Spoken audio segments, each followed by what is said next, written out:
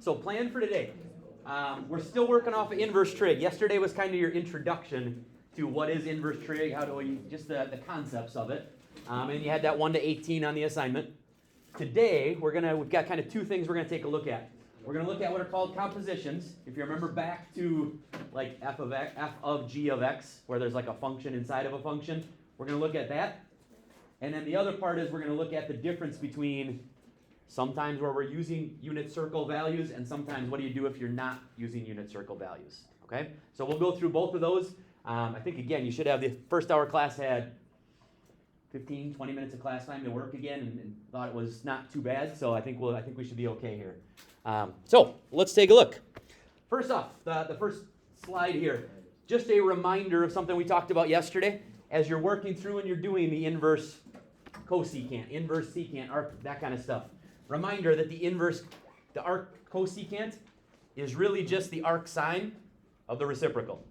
Just a reminder that arc secant is really just the arc cosine of the reciprocal. Okay, so just a heads up, that's all that slide is just a reminder again back to yesterday. Okay? So if we take a look, here's probably maybe the main slide for today that we're going to keep coming back to. Okay? And we're going to reference this one quite a bit as we work on the problems. Let's go back to yesterday. Arc sine. Which quadrants is arc sine restricted to for our answers? Which two quadrants? 1 and 4. Okay? Quadrant 1 and quadrant 4. Which means the range of the arc sine, if you remember back, is negative pi over 2 to pi over 2. Okay? Those two go together, the quadrants and the range. If you remember again, when we talked about inverses, remember we said we flip domain and range, switch around. So the domain of my arc sine, okay, the domain of the inverse sine, is really just the range of the sine. And if you remember yesterday, we said the range of the sine is sandwiched between negative 1 and 1. Okay? So your domain of the arc sine is negative 1 to 1. Okay? So we can only take the arc sine of values between negative 1 and 1. If I were to give you if I asked you what's the arc sine of 5, can't do the arc sine of 5 because it's not between negative 1 and 1. Okay? Which is why, by the way, when we're on the unit circle, we don't ever have to really worry about, can I take the arc sine of anything on the unit circle? Because everything is between negative 1 and 1 on the unit circle.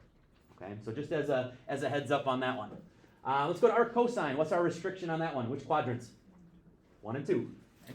Quadrant 1, quadrant 2. Which means our range, if you remember, was from 0 to pi. Goes along with that. Same idea for domain. Domain of the arc cosine is really just the range of the cosine. Sandwiched between negative 1 and 1 again. So same idea as sine. So I can't take the arc cosine of anything outside of negative 1 or 1. Which, once again, everything on the unit circle is in there anyway, so we're good. Arc tangent, what's the restriction? Which quadrants? Quadrants were we restricted to? 1 and 4, just like the arc sine. We're 1 and 4. Once again, negative pi over 2 and pi over 2.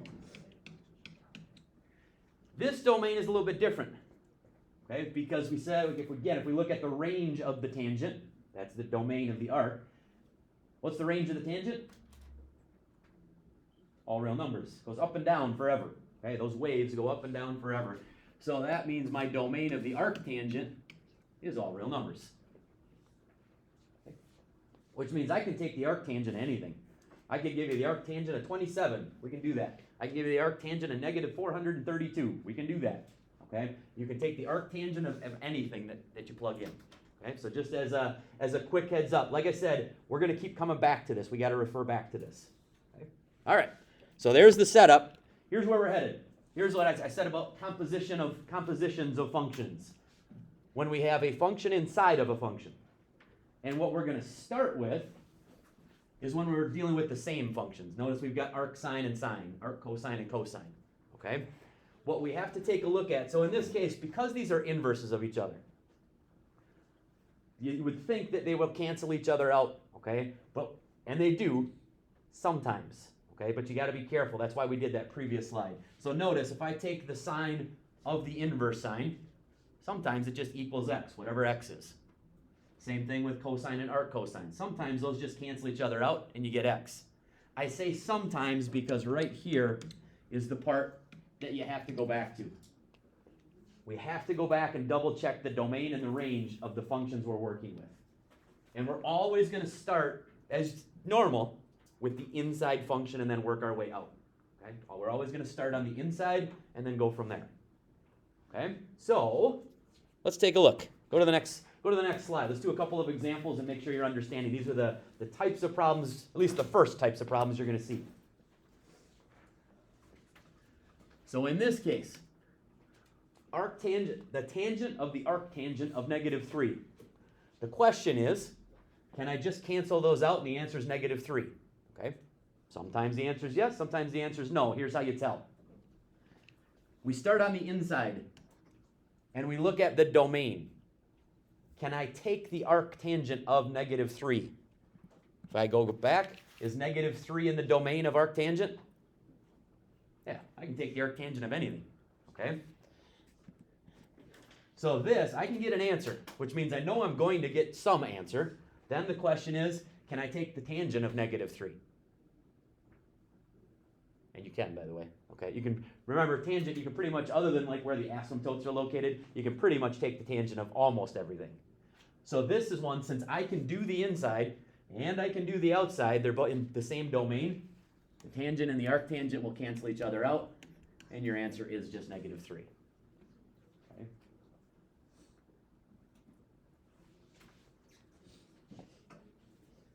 If we take a look at the next one, now we're dealing with cosine and arc cosine. If we take a look at this problem, let's start on the inside. We're looking at the arc cosine of 7/6. Can I take the arc cosine of 7/6? Is it in the domain? No. 7/6 is not in between -1 and 1, which means the only time, this is the only time this will happen, you end up with, it doesn't even matter what's on the outside, if you can't do the inside, the answer is no solution. And that's just your symbol for no solution. That is the only time you would have no solution, is if you can't get an answer to the inside. Okay. Just as a quick heads up as well, just to kind of make sure you're understanding this and that it's not just some random thing, that it's not just in the domain. 7/6 is not one of our unit circle values. It's not like it's one of the 1/2 or the square root of 3/2s or the pi over 6 or any of that kind of stuff. Remember what this means for a second.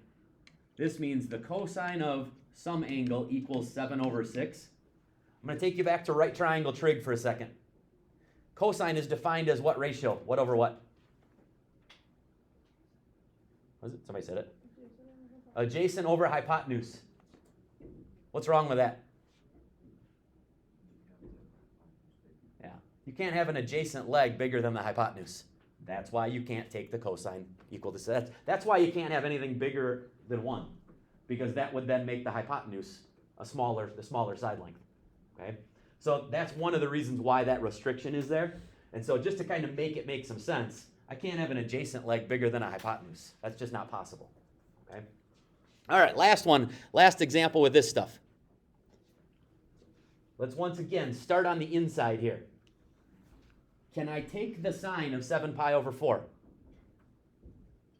Yeah, matter of fact, it's one of your unit circle values. Okay, 7 pi over 4 is one of the unit circle values. So if I take, let's go ahead and take the sine of 7 pi over 4. Okay, so I'm going to write this as arc sine of, what is the sine of 7 pi over 4 off of your unit circle? What do you get? Negative square root of 2 over 2. Okay? And now, we're going to take the arc sine of that value, which means, okay, remember what we're asking here, that means the sine of what angle equals negative square root of 2 over 2. What's the answer? Be careful. And when I say be careful, what I'm getting at is, remember our restrictions on the arc sine. It's the same spot. It's at 7 pi over 4. But remember, I put the unit circle up here for a second. But remember, when you're taking a look at this, here it is right here. Here's your negative square root of 2 over 2 right there. Remember, our restriction on arc sine says we're either here or we're here. I can't go all the way around to 7 pi over 4. I have to do that as negative pi over 4. Okay? I have to, the answer is negative pi over 4, not a positive 7 pi over 4. And so in this case, there's our final answer then, is negative pi over 4. What I want you to notice about that one is, we said sometimes you can just cancel, sometimes you can't. First one we canceled. Answer was just negative 3. Second one I couldn't even do this one I couldn't do anything. This one was no solution. And notice, these don't cancel. I didn't end up with 7 pi over 4 because of the restrictions on arc sine. I ended up with negative pi over 4. Okay, so that's why at the beginning I said sometimes it works out but you got to really think it through of when can I do it and when can't I do it based on domains and ranges. Okay, with me so far? Doing okay? I would say, to be honest, I'd say that's probably the hardest part of the lesson right there. Okay, it's just trying to make sure when can it work, when does it not work. If we now go to the next part, let's take a look at the next example. We're going to do this a little bit different. There's two things that are different on this one. In the sheet, cross off the always true, sometimes true slide. I took that one out. After I made copies, I decided to get rid of that one. So that one you can cross off. Later on, we're going to cross off example 7 in the notes as well. Okay? I put them together, made copies, and then I changed my mind afterwards and took a couple things back out. All right, first off, when you look at here at example number 4, what's the first thing that's different about this problem? Hopefully the most obvious thing. Was it? Okay, we do have brackets. So we do still have that composition. What did you say, Cooper? Yeah, notice these don't match up anymore. That's the biggest thing that's different is this isn't tan and arctan or sine and arc sine. These are two different functions now. So I can't do it like I was doing before. We're going to do it a little bit differently. Second thing that's different is negative 3/4 on your unit circle anywhere? No. So we're not on the unit circle. So we're going to go back to, if you remember reference triangles that we did before? Okay? That's kind of what we're doing again. And so here's the first part. We're going to start on the inside. Remember, all this says is the sine of some angle theta equals negative 3/4. Because this isn't on the unit circle, that's why I need to draw the reference triangle that goes with this. So if we go through and we do that, here's the first question. We got to figure out which quadrant we're in. Arc sine is restricted to which two? 1 and 4. And which one of those is negative? Quadrant 4, right? Sine is negative in quadrant 4. So we're restricted to quadrant 1 or 4, and because it's negative, that means we're in quadrant 4. Okay? Remember when we draw in our reference triangle, it always goes up or down. It always goes to the x-axis. Okay? So whichever quadrant you end up in, it's always going to the x-axis when you draw your triangle, not to the y-axis. Okay? Straight up or down. Now, now we come back to this, similar to what we did before. Think back to right triangle trigonometry. Sine is defined as what over what? Opposite over hypotenuse, which means the top number is the leg opposite theta, and the bottom number is the hypotenuse. Okay, we're just going back to our definition of sine, cosine, tangent, that kind of idea. How do I find the other side?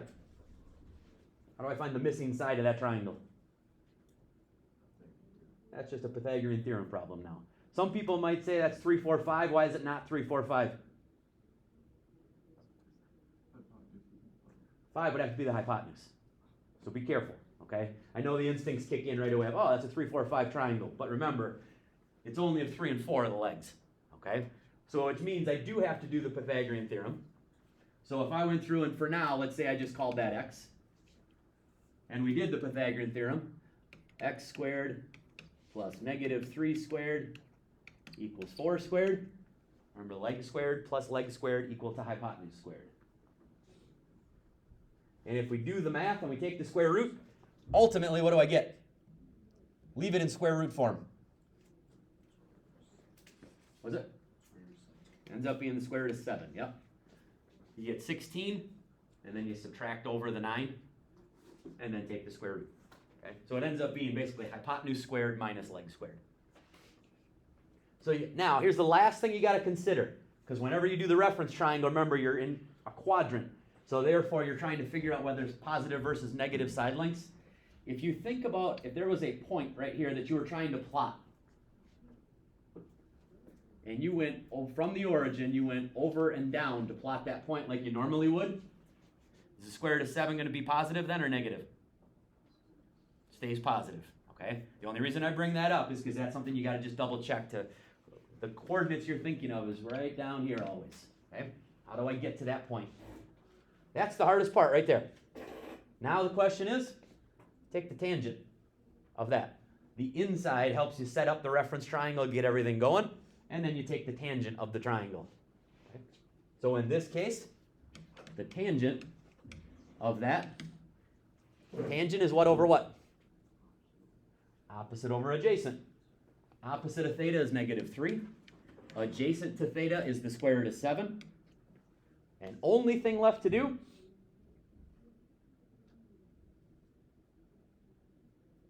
what's the last thing? I can't leave my answer like that. Rationalize the denominator.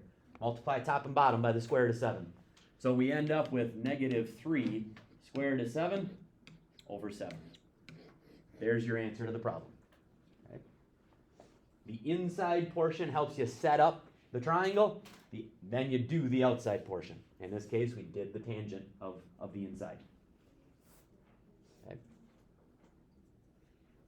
Let's do another one. Let's make sure this is making sense. Same idea. Notice now we've got cosecant and arc tangent.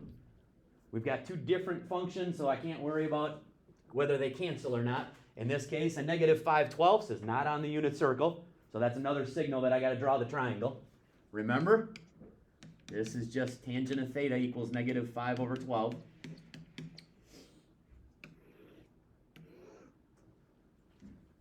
Which quadrants is arc tangent restricted to?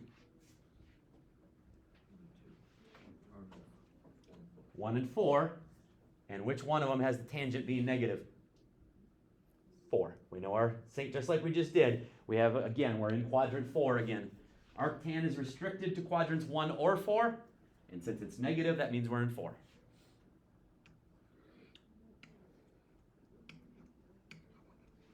There's the triangle again, going up to the x-axis. Where does the -5 go? Think back to your definition of tangent. Opposite over adjacent. Opposite theta is -5. Adjacent leg to theta is 12. Okay.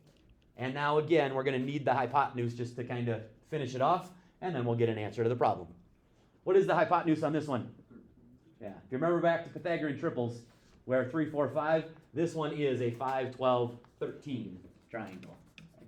If you don't remember, just do the Pythagorean theorem. You'll get 13. Okay. And now that everything is set up off of the inside, now I can take the cosecant of theta. So remember, cosecant's reciprocal of sine. Sine is opposite over hypotenuse, which means cosecant is hypotenuse over opposite. There's your hypotenuse. -5 is your opposite. There's your answer. So we're really, again, we're using the inside to set up the triangles, and then we evaluate the outside. How are we doing? Making some sense, hopefully? I got one last example I want to go through, because now we're going to get in just a little bit into some algebra. We're going to add in, this is kind of an intro to something that they use more often in calculus. Okay, this is a calculus introduction. As you work your way through this, whether you take calculus next year if you're a junior as a senior, or whether you take it next year in college or something along those lines, you'll eventually see more of these types of things. Okay? But the good news is it's the same exact concept.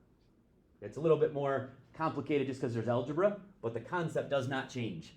If we start on the inside, remember that is the tangent of theta equals 3x over what? Over 1.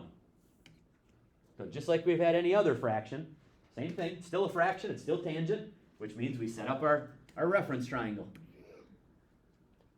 Which quadrant are we going to be in this time? What do you think? Quadrant 1.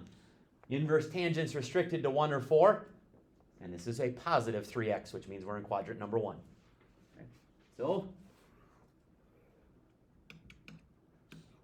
there's our reference triangle.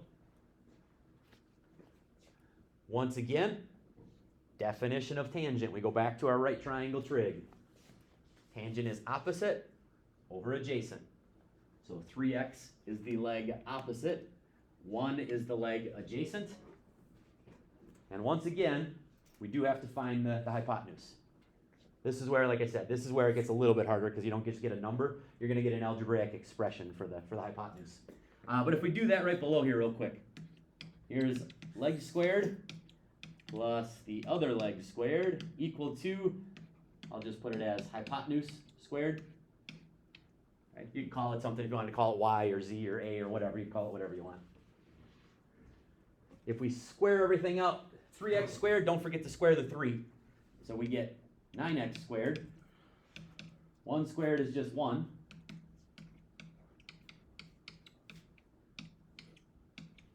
Equal to my hypotenuse squared. And if I want the length of the hypotenuse, we just take the square root of both sides, which means there's your length of the hypotenuse right there. It's that algebraic expression. It is the square root of 9x squared plus 1.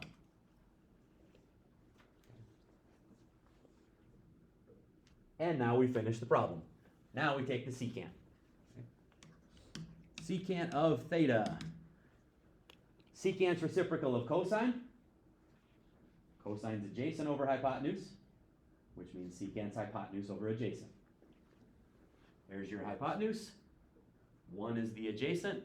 We divide it by 1, so it really turns out that it is just the square root of 9x squared plus 1.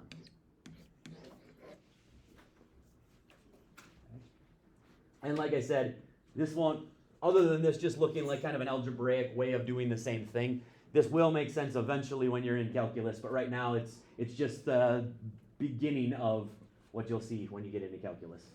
Okay? Questions? Because that's it. That's the idea between the two, is those compositions and checking the domains, and then the concept here of when you're not on the unit circle and drawing the triangles. Okay? Your assignment for today then is the exact same worksheet that I gave you yesterday, the rest of it, the 19 to 38. And again, I don't think it'll take you very long. You've got 20, 25 minutes of class. I think you'll have a pretty good chance you'll probably finish this before you leave again today.